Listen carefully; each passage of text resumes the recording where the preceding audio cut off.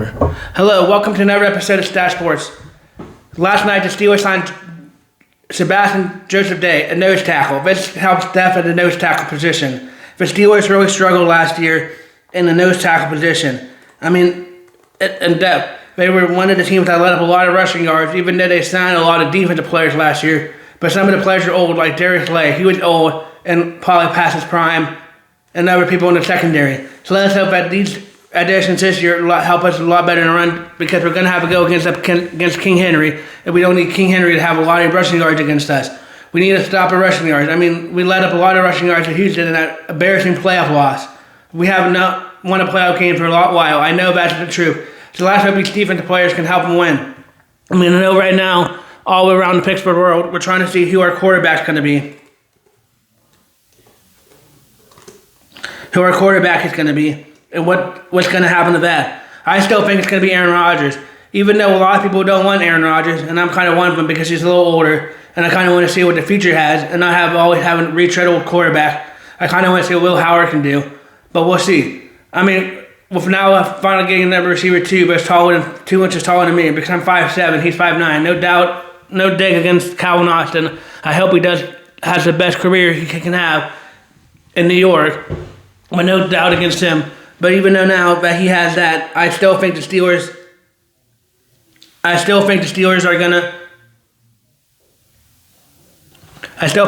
need to make some moves. They need to make some offensive line moves. Last year we had people like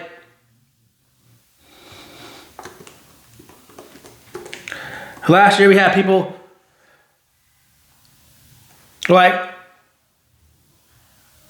the Steelers had Broderick Jones, but he got hurt. I mean, he was doing good before that, but who knows how this injury from his neck is going to affect his playing style. I still think the Steelers need to fix their offensive line, get some more depth on the offensive line to go behind McCormick, Frazier, Jones. And I know Jones' guy last year looked pretty good, even though he didn't look good in the offseason, and that offensive line didn't look all good in the playoff loss against the Houston Texans, which was an embarrassing loss, and all the Steelers fans know that. But I think that's good. We'll see what happens with that. It's going to be an interesting year. But right now, I do like the additions of Jamel Dean. Jamel Dean was rated one of the best cornerbacks last year in All Pro Football and All Pro Football Focus. And we also got Jaquan Brisker. He played with Penn State and played with Joey Porter Jr. Yes, I know he's young. I know the Bears got rid of him, but I don't know why. One of my friends, Ray, said he wasn't that good in coverage, so maybe they can fix him good in coverage, but we'll see. But I do like getting another receiver, Michael Pittman Jr., and he didn't give up that much. He really just swapped late-round picks, a 6th-round pick for a 7th-round pick to get him, which isn't bad. I mean, he is 6'4", so that's good, bigger than 5'9". I mean, I don't knock Calvin Austin. He just didn't really work out here, in my personal opinion. But we'll see. It's going to be interesting. I know we have a new coaching assistant, Mike McCarthy, and now we have a new defensive coordinator, because a lot of people last year can say that Mike Tomlin was calling the plays on defense, which is right. A lot of media thought Mike Tomlin, since he's the defensive-minded coach, was calling the defensive plays, even though Terrell Austin was our defensive coordinator. And I don't really think Terrell Austin was a good defensive coordinator. That's why I think he's gone. But this year, we're going to see what Patrick Graham can do. Patrick Graham came in from the Las Vegas Raiders. And yes, I know people are going to say Patrick Graham wasn't that good for the Las Vegas Raiders, and the Las Vegas Raiders need to do better. And the Las Vegas Raiders need to do better. But the Las Vegas Raiders defense wasn't that bad last year. Max Crosby, who I think the Ravens should have got, or who the Ravens missed on, which I'm glad, because I think Max Crosby is like a TJ Watt. If I can make that defense a lot better. The defense wasn't all that bad last year, but this year, right now on paper, I'm pretty sure Patrick Graham has one of the best defenses he's had on paper right now. So it'll be interesting to see what he can do with the defense, since he'll be calling the plays. Because during big Mike McCarthy's press conference, he said he'll be calling the offensive plays, even though we have an offensive coordinator. He'll be mostly calling the offensive plays, which makes sense, since Big Mike McCarthy is an offensive-minded coach. And they brought him in here to try to build an offense and hope they can build a quarterback in the future. We'll see. That's going to be his tough part. That's going to be what he needs to do best. I know we all want him to win playoff games, since we haven't won a playoff game since 2016 or whatever it's been, and it's been a long time. I mean, no, it's not been as long as the Miami Dolphins, like my friend Robbie is a fan of, but it hasn't won a playoff game since 2000, but it's still been a long time. And yes, I know we need more than playoff wins. We need Super Bowl wins. We need to bring back the Steelers' old dynasty underneath Bill Cowher in the early years of my time, and when we were fighting for the wild card, when we were playoff team, winning playoff games and stuff. When you go back to that, we need the old Steelers way. But last up the GM, Omar Khan is cooking. I think he is. I mean, we got Sebastian Joseph Day for $11 million. That's good defensive depth at a nose tackle to help us stop and run, which we were really poor in last year. We were really poor in the run last year, so last up Sebastian Joseph Day can help us stop and run. But we'll see. I like the addition of Sebastian Joseph Day. I also like Brisker. I didn't even know about Brisker even play for the Gateway Gators. That's nice to bring him back home and play for Pitt. I mean, it's always nice when you go back home and get to play for your favorite sports team growing up. So we'll see. It's interesting to see what Jaquan Brisker does at safety. And we also get Deshaun Elliott back. Deshaun Elliott was in last year, but got hurt with a major injury, setting him out for a whole year last year in the earlier part of the season. That's why we moved Jalen Ramsey from cornerback over to strong safety last year, because we needed help. And that's why we traded for the guy from the Patriots, Kyle Duggar, because we needed help because of Deshaun Elliott's injury. But now that Deshaun Elliott's coming back, and the full focus this year will be back on him, and we also get a full year of Asante Samuel Jr. I think the Steelers have really upgraded their backfield. In my opinion, I think they have done a lot this year to upgrade the backfield. Like I said, and my brother Clark keeps saying, we need to figure out who the quarterback is, whether it's Will Howard or somebody else. I know a lot of people are talking about Kirk Cousins maybe being another option. I don't know if I want Kirk Cousins if Rodgers doesn't come back. He's an older quarterback too. I think I just want to rock with Will Howard and maybe to sign somebody else for a camp arm or to have somebody else behind him. But I know a lot of people are going to say, what about Mason Rudolph? Even if, I mean, he might start for a couple games, but I really don't think Mason Rudolph has a focus here.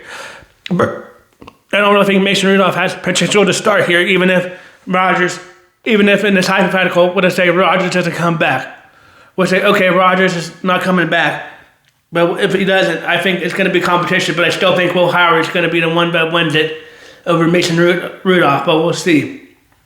Right now, we're in a waiting game. I mean, I'm still 90% sure that A-Rod's coming back next year, even though he didn't really say anything on a Pat McAfee show press conference about it. All he really said is they're still talking and there's no deal done yet. And he's working out to, do stuff that married couples do for wives or their spouses. We'll just say on this podcast, because I don't know if I can say that without getting in trouble. I mean, I don't care. I just don't want my podcast getting down because I'm not talking about Rodgers doing his wife. But we'll see. It's going to be interesting. We'll see what else they do. I still think the Steelers need to draft a receiver, like I've been saying. I mean, the draft coming up here the next few couple weeks in Pittsburgh. It's going to be interesting to see what they do.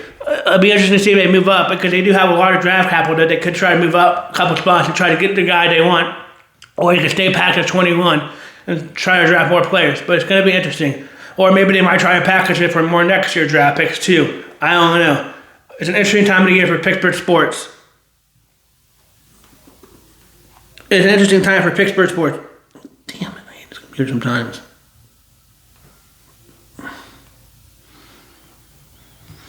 But it's an interesting time for Pittsburgh sports. But we'll see. I can't wait to see what happens. I mean, I liked it. I liked Joseph Dean. I liked the press conferences yesterday. Michael Pittman Jr. yesterday said when he found out they got traded, he was fishing outside the country of his brother and cut his trip short to come back to Pittsburgh to do it. And he also said that his wife had a dream about him being in Pittsburgh a couple months ago. If she can dream like that, maybe he can help her try to dream above the Seahawks getting number 7. Come on, lady. Start dreaming of the Steelers getting number 7. If it's true, what Michael Pittman said, and you dreamed about him, or you wearing a Steelers jersey. If you do that, then let's dream about making it to the.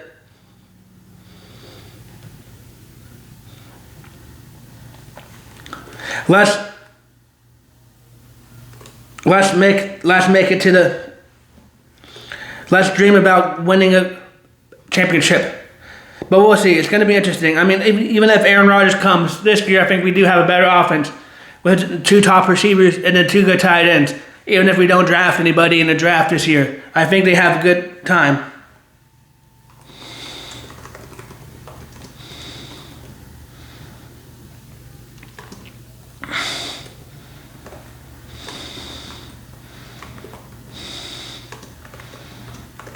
I think they have a good team this year. But we'll see. I mean, I said that last year, and that defense didn't live up to the hype that I thought they would. But we'll see. It's going to be interesting to see. I mean, we have a new staff now.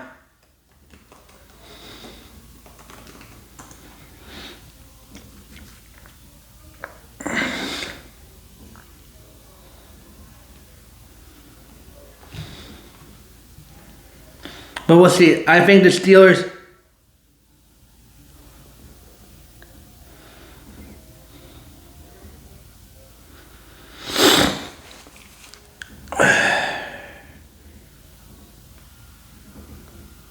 Okay, so right now on Sunday, it's going to be Selection Show Sunday for the college men's basketball and college women's basketball tournament. Right now for the men's tournament, UBMC made it. They won the American East Conference. Some of these teams like UBMC, I don't know how far you're going to make it, to be quite honest, because they're not that stacked like some of these like Florida Gators, Michigan Wolverines, and other teams like that. So it'll be interesting to see how far they make it, but they might be able to make some noise. But they get in no matter what because they won a conference championship. So they can be as bad as they can, but still get in and make some noise. UBMC is 24-8 and 14-2 in American East. Their last appearance was 2018 and they're 1-2 in conference play. 1-2 in all-time, 1-2 in tournament records. Excuse me. The Big Sky is Idaho. Idaho was 24-19. Or 24-11, excuse me. And 9-9 the Big Sky. The last appearance was 1990 before I was born. So we'll see. Maybe they might be able to make some noise, but they haven't been in the dance since 1990. It's going to be interesting to see. But right now, even though they punch their ticket, they don't know who they're going to be playing against. They just know that no matter what, they're not going to be one of the first four out or one of the first because they punch their ticket to March Madness. Oh, son of a bitch.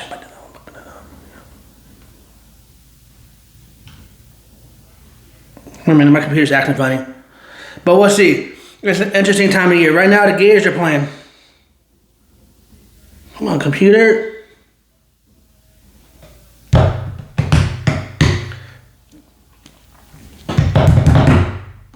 But we'll see. But we'll see. We'll get back to the March Madness in a minute. My computer fixes this out. But we'll see.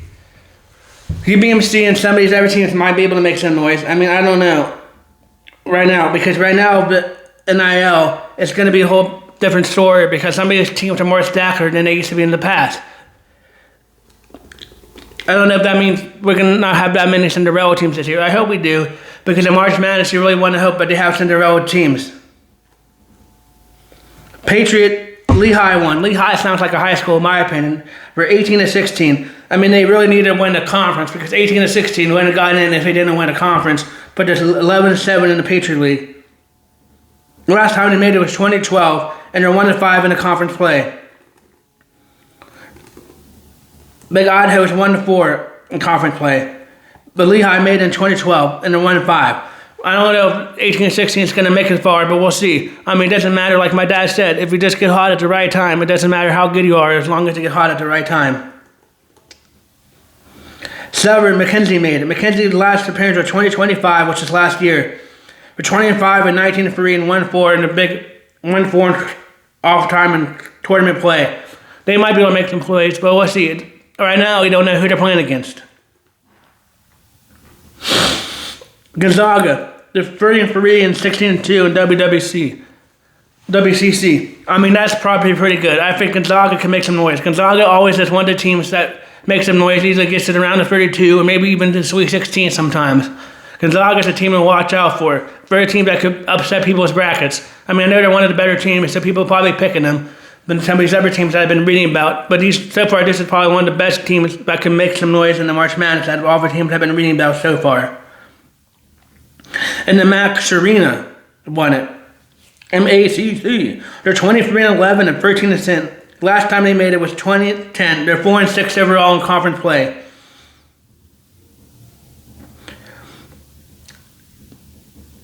Oh, Gonzaga is 47-27 all-time conference play. The Horizon Wright State won. Wright State! Last time they made it was 2012, or 2022, I mean. And they're 1-4, and they're 23-11 and 15-5 in Horizon play. The CFFA is HOFA. HOFASTA. They're 24-10 and 12-6 in CAA play. The last time they made it was 2001. We're 0-4. They have never won a game. Would this be the year that HOFA wins a game in the March Madness? Would they be 1-4 or would they be 0-5? It just depends on who they play. And SoCon, Furman made it.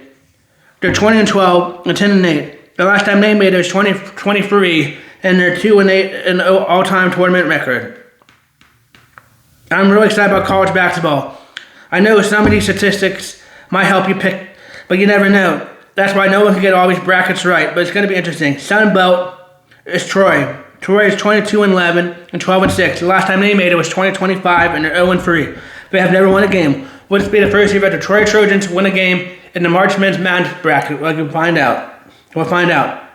Summit is North Dakota State. They're 27-11 and 14-2 in Summit. The last time they made it was 2019, and they're 2-4. Would they be 3-4 or 2-5? Atlantic Sun is Queens. Would these little queens be able to win a game, or would they be dancing on or would they be wearing their crowns and disappointment? That's a good one. Would they be wearing their crowns? Would they be crying in little crowns, or would they be moving on? Queens has never made it to March Madness before. This is the first year ever. They're 23-11 and 13-5 in the A-Sun, and the record's 0-0 since they never made it. First time in history. Big South is High Point.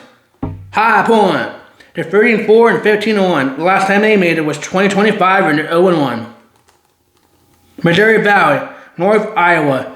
They're 23-11 and 11-9 in conference play. The last time they made it was 2016, and they're 5-8. So maybe they might be able to make a noise. Maybe they might be able to go 6-8. But I don't know who they're going to play.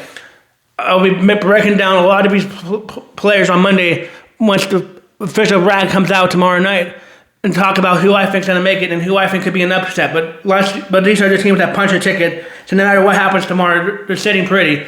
But they just don't know who they're going to be playing yet.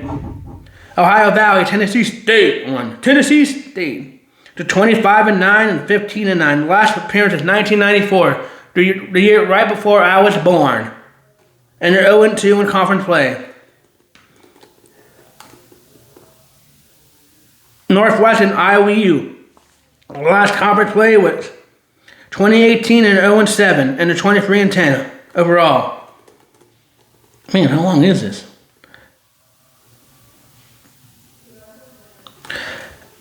And then tonight,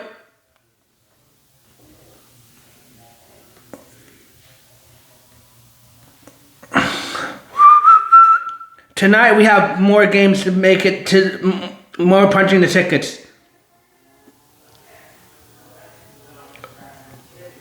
Tonight we got the American.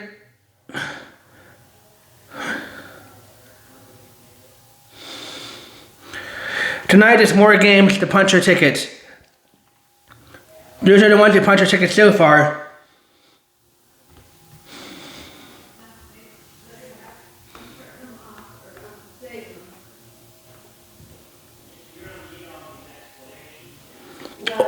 Ole Miss and Arkansas are looking to play who plays Vanderbilt or Florida tomorrow in the SEC championship game to punch your ticket. Even if Florida loses today, I don't think Florida's going to lose the number one seed in the March Madness tournament because they're losing right before this video. They were losing pretty bad to Vanderbilt, even though Vanderbilt's winning, but they're pretty close. It's not going to affect them making March Madness, but they would just know they punched your ticket because Florida's really good this year, so no matter what, they're going to make it to March Madness. And Florida was the team that won it all last year. But Ole Miss is looking to play them. Or Vanderbilt, Arkansas, excuse me. Ole Miss needs to keep winning. Ole Miss is 15-19. Ole Miss needs to win the SEC if they want to get in. Unless they make some noise. They might be able to get in now because of the noise they're making. I don't know. That's what Joe Lombardi does. I haven't seen any updates on teams like these that might make it. Right now, it looks like Howard might be able to beat Howard playing NC Central in the final. Howard or NC Central can make it to March Madness. I think Howard pulls off and they make it to March Madness. They're winning right now. But I think Howard makes it to March Madness. Penn and Harvard are playing. Harvard and Penn are playing for the semifinal to see who makes it. Ooh. Michigan beat Wisconsin 68-65. A 3-point game, making Michigan go to the final to see who they play. Oh.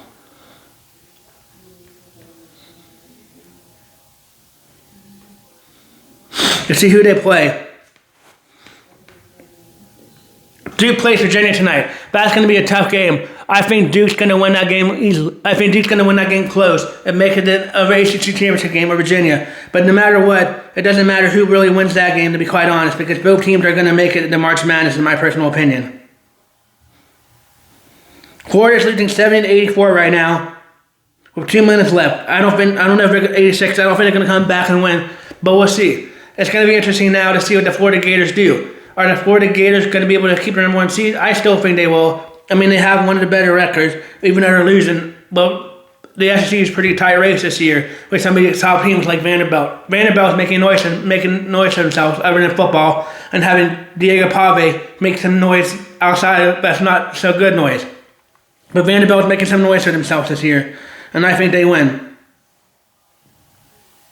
I think they hold off and win. Harvard's playing North Carolina Central. North Carolina Central is 14-17 and 9-6. Harvard's 23-10, 11-3. Harvard's winning 66-58 right now. Or Howard, excuse me. And that's the final game. So whoever wins that game will be punching their ticket to March Madness. And if you need to know, you can go back in the video to see who else punched their ticket. But that being said, if Howard wins, or if Howard pulls off and wins, but you're up 66-58, I don't know how much noise they're going to make. Or if NC Central comes back, I don't know how much noise they will make in March Madness. Dayton and St. Louis is tied at 59-59. That one is going to go play the winner of whatever game later on in the A10. But I don't know how far they're going to make it. One's 22-10, and the other one's 28-4. Penn and Harvard. Harvard's 11-7, 10-4 away, and Penn's 16-5. That's a close game right now, still. South Florida and Charlotte are looking to play either Tulsa or Wichita State in the final. I think South Florida beats Charlotte. I think Purdue beats UCLA, and it's Purdue and Michigan in the championship game tomorrow night. Or tomorrow before the thing. VCU is going to win against St. Joseph, and they'll be in the A10 championship tomorrow. Wichita State will beat Tulsa, and they'll be in the American championship. Arizona and Houston. Houston is one of the better teams in American that came over to PCF. Houston does have a really good basketball team, and I remember watching Houston play. I mean, they still have a good basketball team from when I went to college at UCF. They were playing against UCF and giving UCF trouble.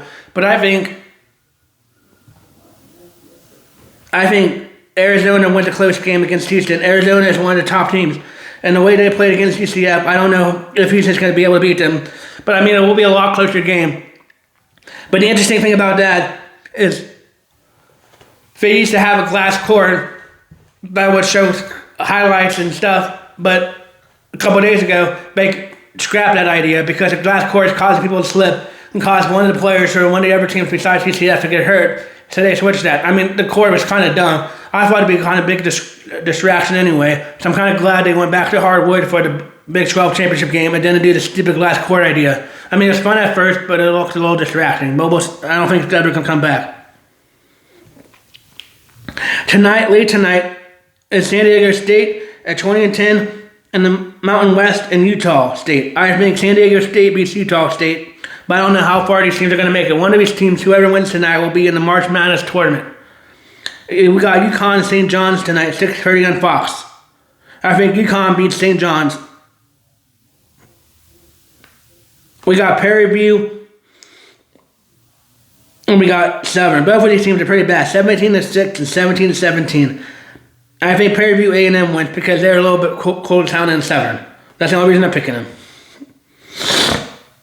But whichever one will be in the March Madness tournament, and I don't know if they're going to make it that far.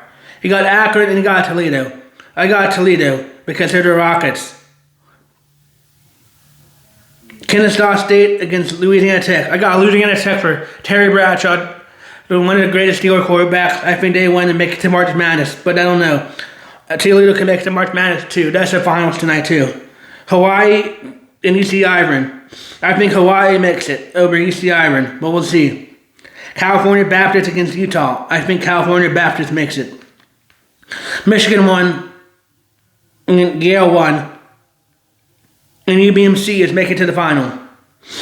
But we'll see. Tomorrow we'll talk more about that, too. We'll talk more about that, but tomorrow is going to be mostly focused on the United States playing against the best team they played against all year so far in the World Baseball Classic. Tomorrow the United States plays against Dominican Republic. I mean, that's taking about stacked. But tomorrow's video, but the good thing they got past Canada. I mean, they need to get past Canada. Canada's better in hockey than baseball. So good thing they got past Canada last night, even though it got a little chippy there near the end with David Bednar's pitching. He used to pitch for the Pirates. It got a little chippier there near the end. But congratulations to them on making it. But tomorrow's video will be all dedicated to the United States baseball, because tomorrow night, Paul Schemes goes up against one of the best pitchers, one of the best Paul Schemes goes up against one of the best rosters this World Baseball Classic has to offer. But I know you guys want to know who I think is going to win, but you guys got to watch tomorrow's video to find that out.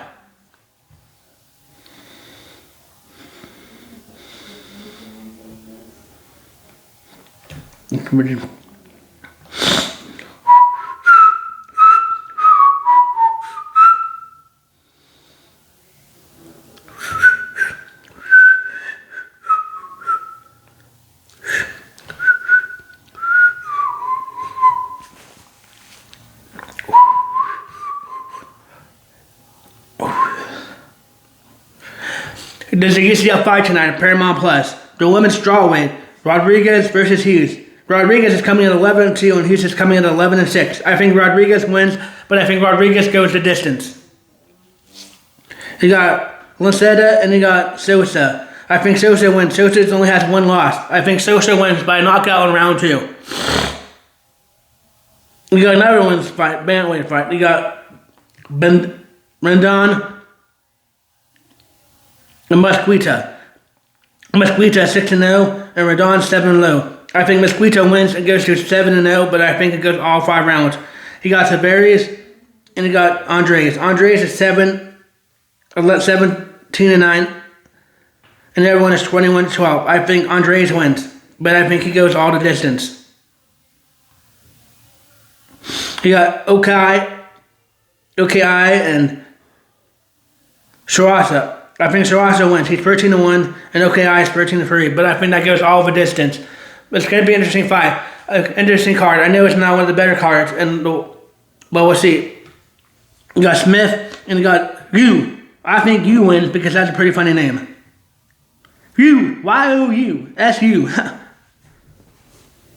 But I think S-U wins and a knockout in round 3.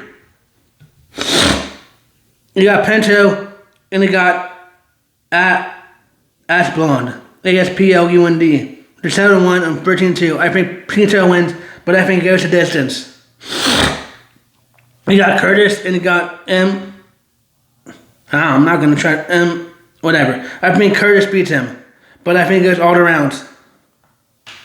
You got Johnson and you got Silva. Silva is one of my favorites. I think Silva wins tonight, and I think it goes all rounds, but I think Silva wins by unanimous decision, not split decision. Unanimous decision. You heard it here first on Stache Sports. Silva, S-L-I-V-A, Osai, and Cutabella.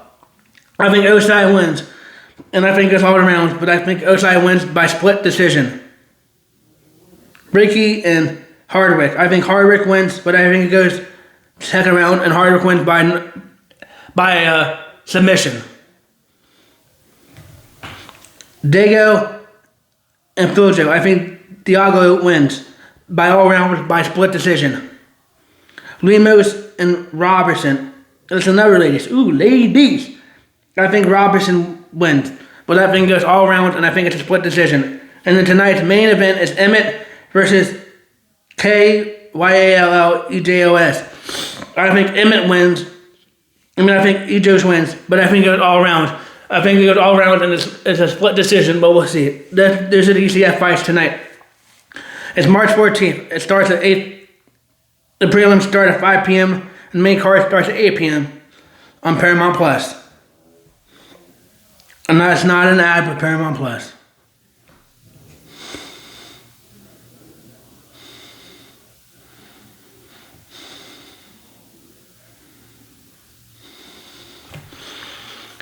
Barudy. But right now, the Pirates are doing pretty good spring training. Spring training is coming up near the end of the quarter right now. So it's going to be interesting to see what happens with the Pirates in spring training. Do they bring up Connor Griffin? I really do think they need to bring up Connor Griffin, but we'll talk more about that later when that comes up. Right now, the Pirates are doing really good. They only have like 6 losses. The passer is really hitting it up for the Pirates. Does the passer Garcia make it to the rotation or make it to the outfield? I mean, we do need outfield help. We have an O'Neal Cruz that's whacking the ball right now for the Dominican Republic. He keeps on hitting home runs. Let's hope O'Neal Cruz can whack his home runs when it counts for the Pittsburgh Pirates in the regular season like he is for the Dominican Republic right now. But we'll see. That'll be more tomorrow's talk.